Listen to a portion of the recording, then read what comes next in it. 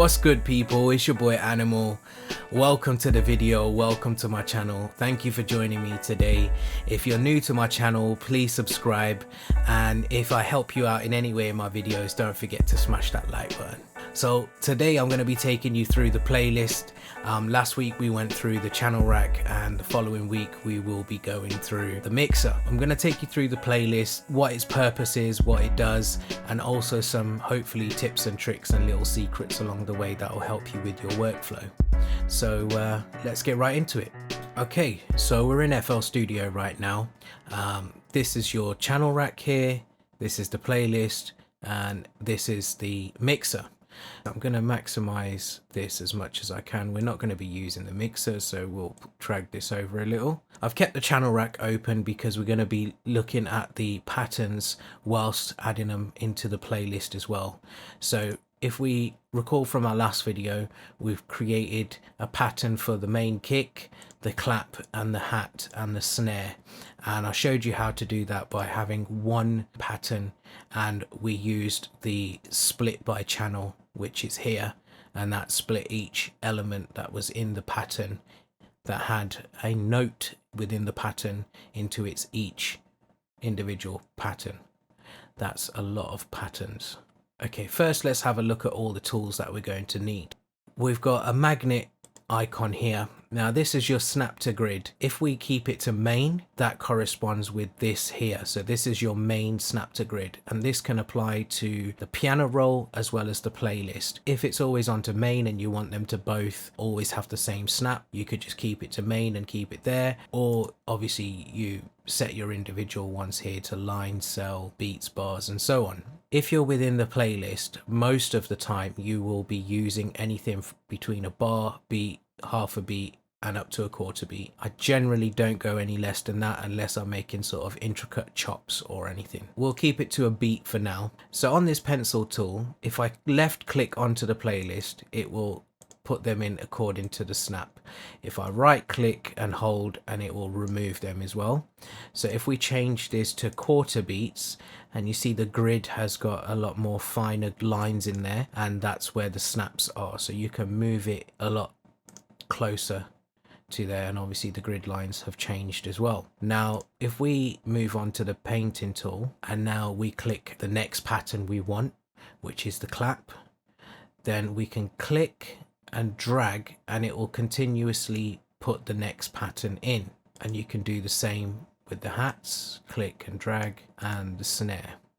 Depending on your organization, how you want things laid out, there's a few ways you can move around the patterns. Keep the snares and claps together, whereas the hats are separate, or in between that, I should say. There's a few ways you can do it. You can click on the hat here, right click, and then move down, and that will move the pattern down. Or within this window here, you can actually click and drag where you want it to go. So it's a lot quicker doing it that way, and you can rearrange your patterns in that order. So we've gone over the pencil tool, the painting tool, and this is the delete.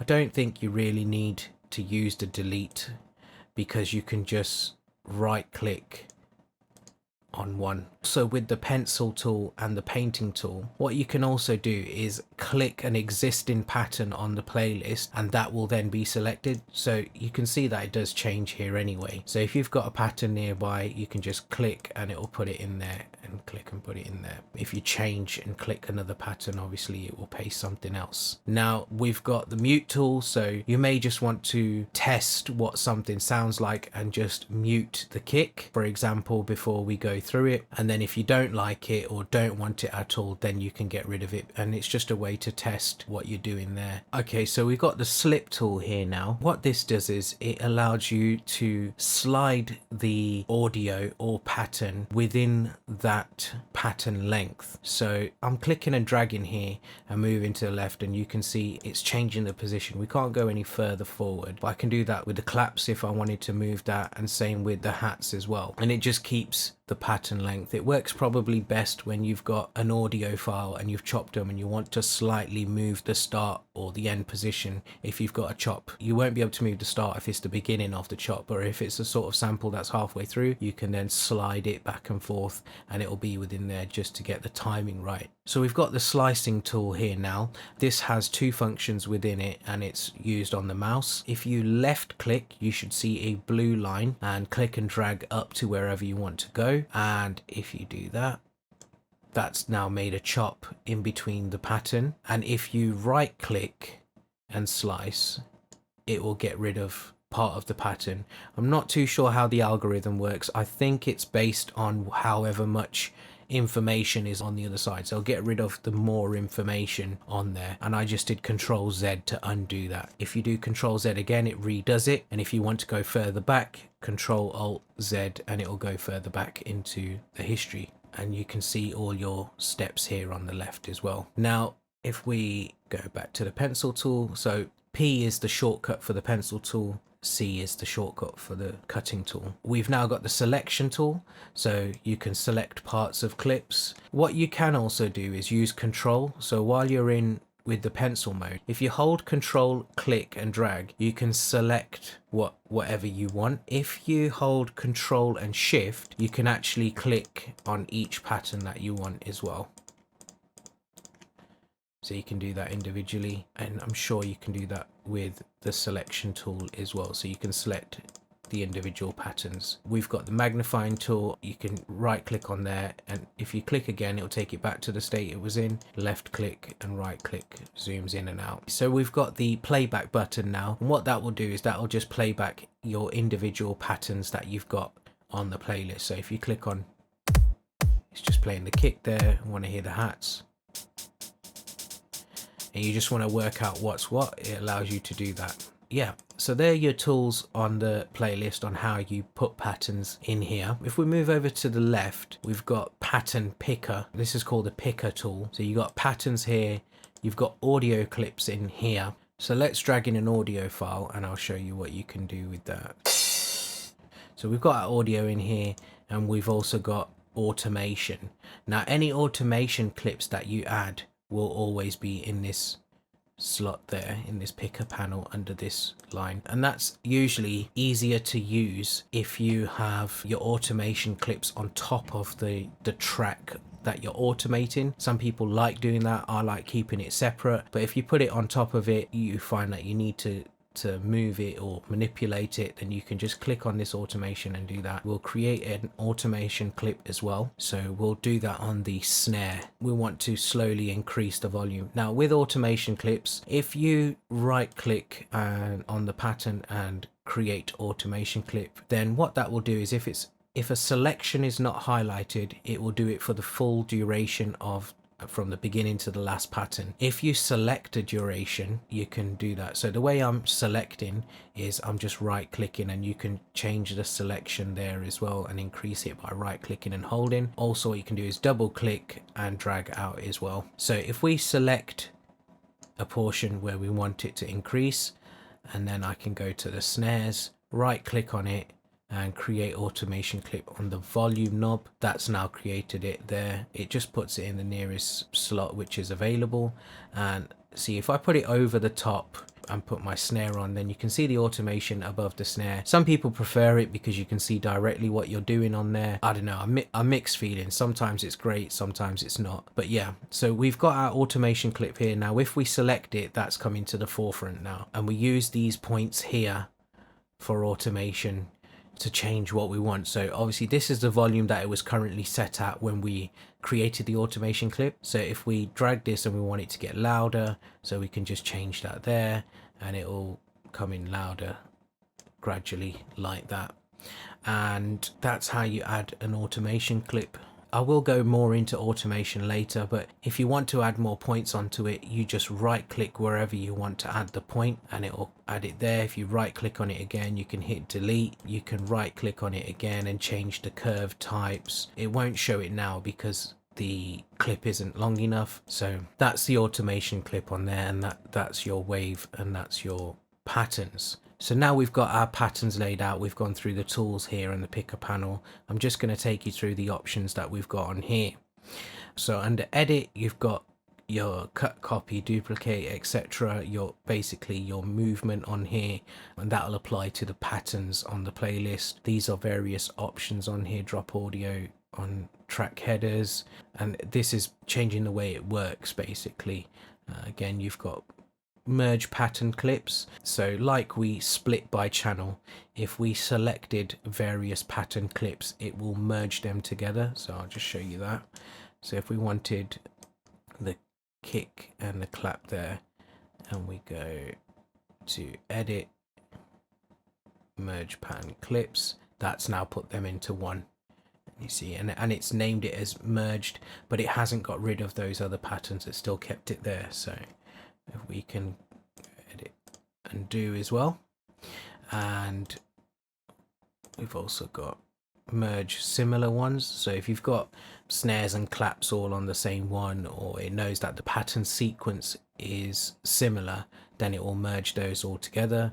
Tools, which will be quantize, and that's the same as when you're in the piano roll. So if you want them to all snap to grid, you find that might be off when you've pasted them in. View, these are all different view options that you've got on there.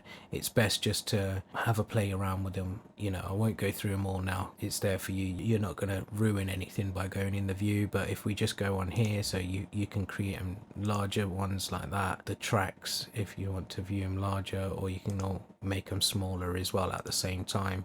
And snap, that's your the snap to grid. Group, you can group tracks together. Zoom tools, time markers. Now this is great, so you can set to add time markers if it's obviously every 4, 8, place loops. Yeah, all these various time markers on here. Now what I like to do is if you go to add one, and you can just put intro here, for example. Once you've added one, you can actually right click on it, and then you can add more markers and change the type it is. So if we add a marker here and put chorus, and what this actually allows you to do, so I just double click on that to get rid of it. So if you double click on the marker, it will just highlight that section. So it's great when you just want to play back one section of your song and you're perfecting that little bit, and then you can double click away to listen to the whole song. So that's your time markers there. The picker panel, obviously that's relating to the view of this, and that's about it really for within the menus that you will use. Now one thing that I will show you here is the different options to do with the patterns directly within the playlist. So if we click and I create another one here, so what I'm going to do is I'm going to do a reverse crash. It's a nice effect. So you do a reverse crash into a normal crash, and it's kind of like a build up, like a sweeping sound. So if we've got this and we don't want to drag it in, or we can't find where another one is, but you like that sound and you want to change it, this will also work with patterns as well. I'll show you how to do the patterns in a moment. You duplicate it and you click the corner icon. So the corner icon is just identifying whether it's a pattern where you've got the MIDI keyboard icon, same as the one on the left, got your automation icon and the audio icon. So you click on the icon that you want, and you've got different options on here. So you can go to make unique, so this will create as a unique item within the playlist, or if you go to make unique as sample, it will render it as its own audio file, so you can use that again, exactly import it how you want once you've made your changes. But if I just go make unique, then that will create a duplicate for me here, and as you can see, it's labeled it number 2, and again it's in this playlist there. If you hold Alt and scroll, that will then increase and decrease the size, and you can maximize it. If you scroll over the corner, that will also increase it gradually, and if you hold Alt, it will do it as maximum and minimum. So that would have created your second one here. You can also see your automation on there, and we've got our duplicate here. If we double click on this, it brings up the sample within the channel rack sampler. Now all we do is hit reverse on there, and you can see it's reversed it and created that effect. So if we double click this window, it zooms in now. I'll move it across so it's a bit more visible for you, and you can also use this scroll to zoom in as well where you want. So if we zoom in a little bit here, you can hold control as well and scroll, and that will zoom in. It's snapped to the grid. But if we want to move it along, you can hold Alt, and that lets you freely move. It doesn't snap, so it's set to none effectively, but rather than keep changing it, and then you can move these along. So that's now going to create that reverse crash into the normal crash here, and I will show you what this sounds like. Well, we're just building it up at the moment, and then I'll take you through each of those. So if we want to change a pattern now, we want to add something different on here, we can click on this and make unique. That's now created a second pattern. And then if we want to change this, we can double click on the pattern. It will open it up in the piano roll, or we can see it in the step sequence. So if we close the piano roll there, so if we want to add another clap in, for example, that's now kept it its own. You can move this to a different track if you want, or you can keep it on the same one. And while we're on the tracks, if you right click on the track, you've got many options here as well. You can rename and color this track, so we can put clap on here. And if I go to orange, that's kept the background there orange, and that is the channel rack color. What we can do is, now we've named this clap and set a color, we can right click on here and we can select auto name, and you can see that's changed to the sampler name. And let's change this to kick and set a color blue, and you see that's there blue. But if we right click on this and go auto name clips, these are then the clips, so it's changed. So if you want your track to be named by the pattern, you right click and select auto name, or if you want the track to name the clips, you auto name the clips. So you've got track mode and instrument track mode. So what this does is, if you right click on this, you can assign these to your mixer, so it'll be like a proper mixer. So they're your tracks, they're controlled by the mixer. I'll show you what that does later. But if we go to this one and go track mode, assign audio track, and put number 1, that's now changed it to insert 1. And if I right click on this and put kick, that's then changed that to the kick. So everything in this track is controlled by the mixer and vice versa. So that's what that is. And again, you've got the same for instrument track, so you can lock your track to a VST size. We've gone through lock to this size if you don't want that to change whenever you're moving. So you've got group with above track. So if we right click on here and insert 1, and we'll name this drums. Yeah, so if you right click and insert, it will always insert above, and then we can group with above track, group with above track. So that's all our drums now within there. So if we want to silence all the drums, for example, you can hold Alt and click on the top group track. That will silence everything belonging to that group, and again you can click that again and it will do that. So it's little extra bits that will help you when you're arranging your songs. If you want to hear what things sound like, you don't have to go and individually click off the tracks. We've also got consolidate this track. So what that will do is, everything within the track where it says from the start, or from track start or song start. So from track start would be when there's a pattern within the playlist, so the first time. So on this one, for example, it will start from here. But if we did consolidate this track from start, it will consolidate it from here, from the first bar, so you'll have emptiness. So that's kind of how you would export stems if you were doing it in that way. Mute all clips, insert, delete. So that they're pretty self-explanatory, these ones. And again, just explore with these options. If we go back to what these all do, you can preview that pattern, select source pattern. So if you've got the kick here, and we can change this to the snare, that's now changed that pattern, so you can paste it in if you've got the pattern how you want. We've got edit pattern, obviously that'll take you into the piano roll, and you can do that just by double clicking in there as well. Rename and color, change color, make unique, we've got that. Select all similar clips, so if we go there, it'll select all the kicks in there, and that'll work for if you've got the whole song and you want to change something within them. Obviously delete, time signature, settings there, and select region. And I think that wraps up the playlist. I'll just give you a little play so you'll be able to hear what's happening.